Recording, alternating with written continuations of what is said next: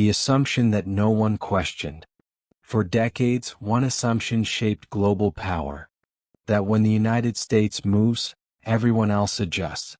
That when Washington imposes pressure, economic, political, or strategic, its neighbors absorb the shock. And that when a U.S. president decides to weaponize trade, tariffs, or diplomacy, smaller economies have only two choices: comply or suffer. But something unexpected happened during the Trump era. Quietly, gradually, almost invisibly, Canada, long seen as America's closest partner, junior ally, and economic extension, didn't just react. It adapted. And in the process, it uncovered something far more powerful than retaliation or resistance. It uncovered a trillion-dollar strategy. Not announced in a speech. Not branded with slogans. Not framed as defiance.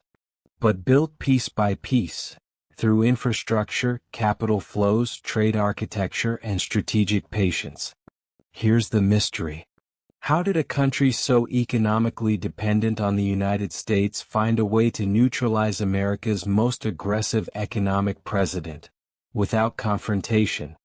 And even more unsettling, is this strategy still unfolding, and could it permanently change North America's balance of power? Tonight we follow the trail, backwards, forwards, and sideways, through trade wars, pipelines, tariffs, minerals, and quiet financial leverage. This isn't a story about politics. It's a story about economic gravity. Canada in America's shadow. To understand why Canada's response mattered, you need to understand how asymmetrical the relationship was. For generations, Canada's economy revolved around one axis: the United States. Over 70% of Canadian exports flowed south. Millions of Canadian jobs depended on U.S. market access. Energy, autos, agriculture, lumber, nearly everything crossed the border. Canada didn't just trade with the U.S. Canada was integrated into the U.S. system. This integration brought prosperity, but also vulnerability. Because when you're deeply connected to one market, leverage flows in one direction. And for decades, Canada accepted that. Enter Donald Trump. When Donald Trump ran for president, Canada wasn't the target. China was.